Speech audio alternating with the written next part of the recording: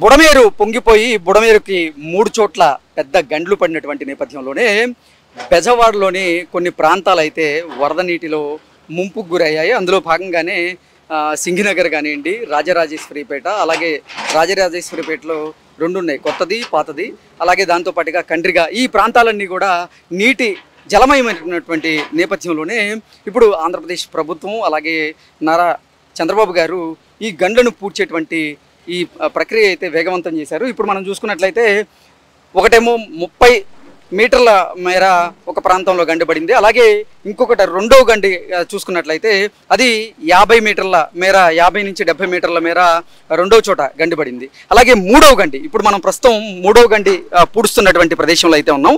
ఇది చూసుకున్నట్లయితే 100 నుంచి 120 మీటర్ల మేర ఈ గండి పడినటువంటి సందర్భం ఉంది. ఇది ఇక్కడి నుంచే పెద్ద ఎత్తున వరద నీరు బెజవాడిని ముంచెత్తినటువంటి నేపథ్యంలోనే ఇది ఎట్టి పరిస్థితుల్లో ఈ గండిని పూడ్చాలి అని గత 4 రోజుల నుంచి చంద్రబాబు గారు, అలాగే చంద్రబాబు గారి క్యాబినెట్లో ఉన్నటువంటి మంత్రివర్యులు, అలాగే చాలామంది ఎమ్మెల్యేలు కూడా ఇక్కడికి వచ్చి ఈ పనులన్నింటినీ కూడా పర్యవేక్షిస్తూ ఇక్కడ పర్యటన చేస్తూ అసలు పరిస్థితులు ఎలా ఉన్నాయి అనేది ఎప్పటికప్పుడు తెలుసుకునేటువంటి ప్రయత్నం అయితే చేశారు. ఇప్పుడు మనం చూసుకున్నట్లయితే ఈ రోజుకి వరద వచ్చి 5 రోజులు, 5వ రోజుకే ఈ పెద్ద గండి ఏదైతే ఉందో, అంటే 100 నుంచి 120 మీటర్ల మేర ఏదైతే గండి పడిందో ఆ గండిని ఇప్పుడు పూర్తిగా పూర్తి చేశారు. ఇక్కడైతే ఇక వరద నీరు విజయవాడలోని కొన్ని ప్రాంతాలకు వెళ్ళేటువంటి అవకాశం అయితే లేదు.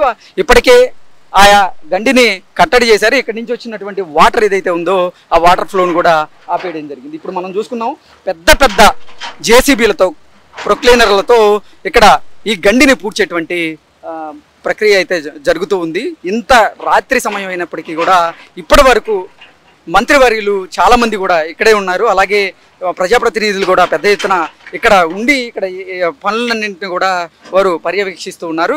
ఈ పనులు చేయిస్తున్నటువంటి కాంట్రాక్టర్ గారు మనతో ఉన్నారు. ఆయనతో మాట్లాడేటువంటి ప్రయత్నం చేద్దాం. అసలు ఎంత మేరకు వచ్చిందనేది తెలుసుకునే ప్రయత్నం చేద్దాం. Sir hi sir. Hi sir, ఈ గండి పూడ్చే ప్రక్రియ ఎక్కడి వరకు వచ్చింది? గండి పూడ్చే ప్రక్రియ అంటే ప్రస్తుతం మనము 3 గళ్ళు పూడ్చడం అయితే కంప్లీట్ అయిపోయింది. ప్రస్తుతం మనకు 5,000 క్యూసిక్ల వరకు సేఫ్ గార్డ్ చేసాం ఫస్ట్ ఫేజ్లో. సెకండ్ ఫేజ్లో 10,000 క్యూసిక్లకి సేఫ్ గార్డ్ చేయడానికి ప్రయత్నం జరుగుతుంది. ఇది మోస్ట్ ప్రాబబ్లీ రేపు సాయంత్రం లోపు 10,000 క్యూసిక్స్ సేఫ్ గార్డ్ చేస్తాము. నెక్స్ట్ 2 డేస్లో 15 to 20 క్యూసిక్స్కి సంబంధించిన వాటర్ చేస్తాం. అప్పుడు చేయటం కంప్లీట్ చేయగలిగితే అప్పుడు ఒకవేళ ఇన్ కేస్ డిజాస్టర్ అయినా ప్రాబ్లం లేదు, లేదా రైట్ కెనాల్ వాటర్ వదిలినప్పుడు కూడా ప్రాబ్లం లేకుండా రన్ అవడానికి ఉదయం లోకేష్ గారు కూడా వచ్చారు. వరద ప్రవాహం ఎలా ఉంది సార్? వరద ప్రవాహం ఇప్పుడు జస్ట్ రెయిన్ పెరిగి వాటర్ పెరుగుతోంది.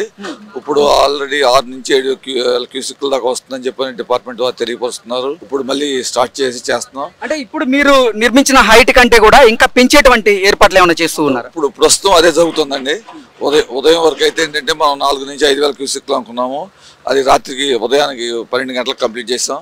ఇప్పుడు 10,000 క్యూసిక్స్ సూటబుల్గా కంప్లీట్ చేస్తాం. ఇది కూడా రాత్రి 10 o'clockకి కంప్లీట్ అయిపోతుంది. ఒకటో బ్రిడ్జ్, రెండో బ్రిడ్జ్ ఆల్రెడీ 10,000 క్యూసిక్లు సరిపడా చేసాము. కాబట్టి ఫర్దర్గా 10,000 క్యూసిక్ల వరకు మనం సేఫ్లో ఉంటాము. ఫర్దర్గా కూడా కంటిన్యూ చేయమని చెప్పి లోకేష్ గారు ఇందాక ఇన్స్ట్రక్షన్స్ ఇచ్చారు. రామానాయుడు గారు కూడా మాకు పురమాయించి వెళ్ళారు. ఇప్పుడు అనుకోకుండా టౌన్లోకి వెళ్ళాల్సి వచ్చి వెళ్ళారు. మళ్ళీ ఇప్పుడు రామానాయుడు గారు వస్తానని మళ్ళీ ఫోన్ చేశారు. ఆయన అక్కడ చంద్రబాబు నాయుడు గారు కానీ, లోకేష్ గారు కానీ, రామానాయుడు గారు కానీ చూస్తుంటే మాకు కూడా ఇంకా ఎమ్మెల్యే గారు కానీ మాకు కూడా ఇంకా పని చేయాలి, దీన్ని ఇంకా ఎంత తొందరగా కంప్లీట్ చేయగలుగుతామని చెప్పని మేము ప్రయత్నం చేస్తున్నామండి. మీరు గండ్లన్నీ అంటే పడినటువంటి గండి ఏదైతే ఉందో ఆ గండిన్నింటినీ పూడ్చేటువంటి ప్రక్రియ మీరు చేస్తూ ఉన్నప్పటికీ కూడా ఒక ఎత్తున అంటే పెద్ద ఎత్తున వర్షం పడుతూ ఉంది ఒక పక్కన. ఏంటి సార్, ఇది పెద్ద సవాల్గా మారే అవకాశం ఉందా మీకు? ఆల్రెడీ సవాల్గా మారింది సార్.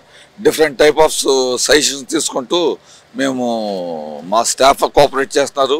అట్లాగే ముఖ్యంగా లారీ డ్రైవర్ల కోఆపరేషన్ కూడా మేము ఈ విషయంలో మనవలేం. ఎందుకంటే ఈ ఉన్న కండిషన్స్లో వాళ్ళు కూడా చాలా ఒత్తిడికి గురవుతూ డే అండ్ నైట్ పనిచేస్తూ ఈ ఓ పక్కన వాన, ఓ పక్కన గండి పొరచడం, ఓ పక్కన బళ్ళు ఏ నిమిషంలో ఏం జరుగుతుందని భయపడుతూ వాళ్ళు కూడా పాపం చాలా కోఆపరేట్ చేస్తున్నారు. కింద స్టాఫ్ అంతా కూడా చాలా బాగా కోఆపరేట్ చేస్తున్నారు.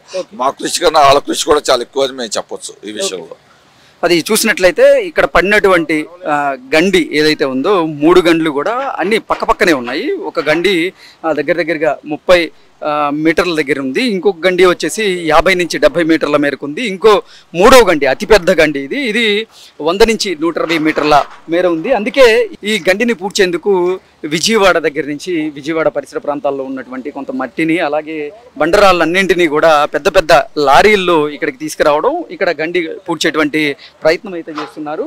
ఇక్కడ మనం చూసుకున్నట్లయితే భారీగా ఉన్నటువంటి జేసీబీలు ఇక్కడ గండి పూడ్చేటువంటి దృశ్యాలను మనం అయితే క్లియర్గా చూడవచ్చు. ఇంత రాత్రి సమయం అయినప్పటికీ రేయింబవుళ్ళు కష్టపడుతూ ఎట్టి పరిస్థితుల్లో ప్రజలు ఇబ్బంది పడకూడదు అనేటువంటి ఉద్దేశంతోనే మంత్రులైనటువంటి నిమ్మల రామానాయుడు గారు అలాగే లోకేష్ గారు ముఖ్యమంత్రి వర్యులు అలా చాలామంది ప్రజాప్రతినిధులు కూడా ఇక్కడే ఉండి పనులన్నింటినీ కూడా పర్యవేక్షిస్తూ ఎప్పటికప్పుడు ఈ అసలు అంటే పనులు ఎక్కడి వరకు వచ్చాయి అనేది వాళ్ళు పర్యవేక్షించేటువంటి ప్రయత్నం అయితే చేస్తూ ఉన్నారు. ఇప్పటికే 3వ గండి కూడా పూడినటువంటి సందర్భాన్ని మనం చూడవచ్చు. అప్పటికి కొన్ని నీళ్లు లీక్ అవుతున్నప్పటికీ దాన్ని కూడా ఎలా ఆపాలి అనేటువంటి ప్రయత్నం అయితే జరుగుతుంది. మనం చూసుకున్నాము ఇక్కడ 3 జేసీబీలు కూడా పెద్ద ఎత్తున ఈ రాళ్ళన్నింటినీ కూడా ఆ ప్రవాహానికి అడ్డుగా వేసేటువంటి ప్రయత్నం అయితే ఇక్కడ జరుగుతూ ఉంది. సురేంద్ర కుమార్ గారు 3 గంటలు ఒకటే చోట పడ్డాయి. అక్కడి నుంచి పెద్ద ఎత్తున వరద నీరు కూడా విజయవాడలోని కొన్ని ప్రాంతాలకైతే వెళ్తూ ఉంది. దీన్ని ఆపేటువంటి ప్రయత్నం అయితే చేస్తూ ఉన్నారు. ఇక్కడ మనం చూసుకున్నట్లయితే 3వ గండి అతిపెద్ద గండి ఇది 100 నుంచి 120 మీటర్ల మేర ఈ గండి ఉంది. దీన్ని పూడ్చేటువంటి ప్రయత్నం అయితే చేస్తున్నారు. ఇక్కడ ఏంటి ఎలా జరుగుతున్నాయి పనులు? సార్ దీని అన్నింటికంటే కూడా రాష్ట్ర ప్రజలు దేశంలో ఉన్న అనేక మంది కూడా విజయవాడలో ఇంత పెద్ద విపత్తు వచ్చింది, దీన్ని ఎలా కంట్రోల్ చేస్తారు అని చెప్పేసి దేశం అంతా ఎదురు చూసింది. చంద్రబాబు గారు మాట ఇచ్చారు, విజయవాడ ప్రజలకు నేనున్నాను, రాష్ట్రానికి నేనున్నానని మాట ఇచ్చారు. ఇచ్చిన 6 రోజుల్లోనే ఇది 7వ రోజు పూర్తిగా అయిపోయింది. ఇంకా దీన్ని బలోపేతం చేయటం మాత్రమే ఉంది. అంటే చంద్రబాబు గారు చెప్పారంటే చేస్తారని నిరూపించుకున్నారు. ఆయన మాట ఇచ్చారంటే ఆ ఏజ్లో కూడా అన్నీ తెలుసుకుంటే ఇంత చేశాడు. ఇక్కడ పై అధికారుల నుంచి కింద స్థాయి వరకు చంద్రబాబు గారు కానివ్వండి, నారా లోకేష్ గారు కానివ్వండి, రామనాయుడు గారు కానివ్వండి, మాజీ మంత్రి ఉమా గారు కానివ్వండి, అనేక మంది ప్రజాప్రతినిధులు ఇక్కడ కూర్చొని పర్యవేక్షించి ఆర్మీ వాళ్ళ సహాయం కూడా సూచనలు కూడా తీసుకొని ఈ విధంగా దీన్ని తయారు చేసి దీన్ని సక్సెస్ చేయటాన్ని మేము చంద్రబాబు గారికి విజయవాడ వాసులుగా మేము ధన్యవాదాలు తెలియజేస్తున్నాము. ఎందుకంటే ఇంత మంచి పనిని ఇంత కష్టాల్లో ఉన్నప్పుడు ఇంత సాహసం చేసి ఇన్నింటికి తెగించి అన్ని రకాల ప్రయత్నాలు చేసుకుంటూ ఆఖరికి దీన్ని పూర్తి చేశారు.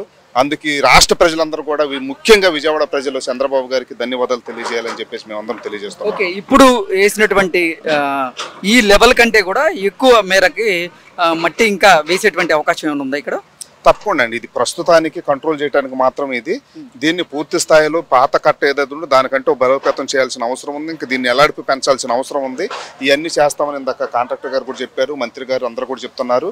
తర్వాత బాబు గారు కూడా వచ్చి చూస్తారనుకుంటున్నాను. చంద్రబాబు గారు కూడా వచ్చి మొత్తం పూర్తిగా రివ్యూ చేసి దీన్ని ఏ విధంగా ముందు తీసుకెళ్తారు, అధికారులకి పూర్తి ఆదేశాలు ఇస్తారు. ఆ విధంగా ఆయన చెప్పాడంటే చేస్తారని మనందరం కూడా అనుకోవాలి. ఓకే.